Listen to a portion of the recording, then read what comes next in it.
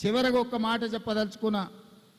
ఆనాటి మన్యం వీరుడు అల్లూరి సీతారామరాజు గారి పోరాట స్ఫూర్తి, మా దండకారణ్య వీరుడు కొమరం భీమ్ స్ఫూర్తి గత కొన్ని సంవత్సరాలుగా వీళ్ళ స్ఫూర్తితోని ప్రజాక్షేత్రంలో ప్రజా సమస్యల మీద ప్రజల తరఫున నిలబడి కొట్లాడి ఈరోజు పార్టీని ప్రభుత్వంగా మార్చి ఈరోజు ప్రజాప్రభుత్వాన్ని మనం ఏర్పాటు చేసుకున్నాము. ఈ ప్రజాప్రభుత్వంలో రాజులు కూడా భాగస్వాములే. ఈ హైదరాబాదు నిర్మాణంలో, ఈ హైదరాబాద్ అభివృద్ధిలో మీరు భాగస్వాములు. తప్పకుండా మీకు గుర్తింపు ఉంటుంది.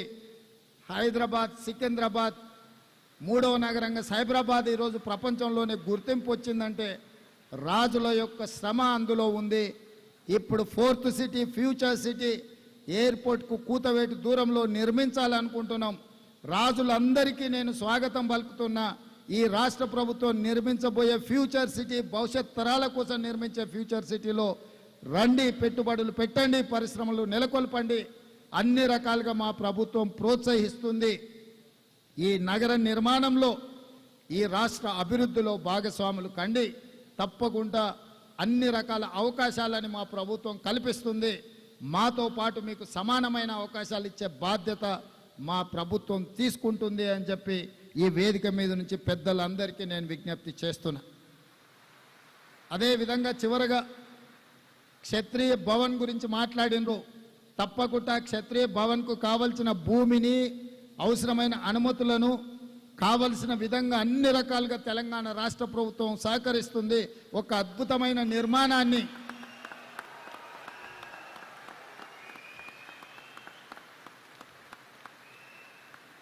రాజదర్పం ఉండే, రాజుల యొక్క దర్పం ఉండే, రాజుల యొక్క నైపుణ్యం ఉండే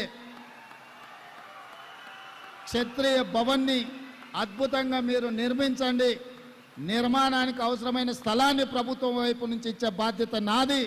దాన్ని అద్భుతంగా నిర్మించే బాధ్యత మీది.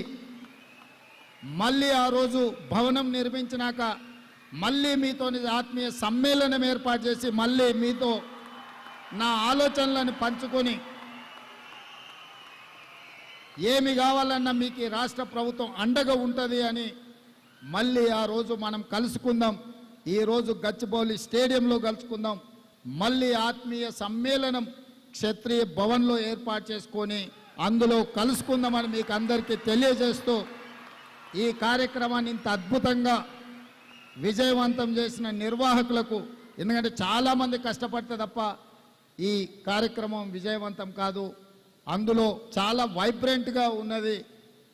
చాలా అంటే చాలా అద్భుతంగా మీరందరూ ఈ కార్యక్రమాన్ని నిర్వహించారు.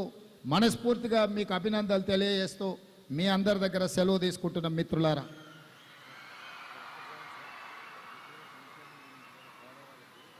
అదేవిధంగా ఇంకా మళ్ళీ కొన్ని విషయాలు, అందరూ రాజుల పేరులోనే రాజు ఉంది, కానీ కొంతమంది పేదవాళ్ళు కూడా ఉన్నారు రాజులల్లా.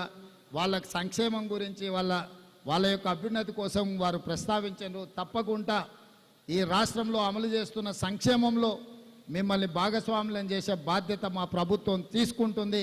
అలాంటి వాళ్ళకి సంబంధించిన వివరాలు మీరు ముఖ్యమంత్రి కార్యాలయానికి చేరవేయండి.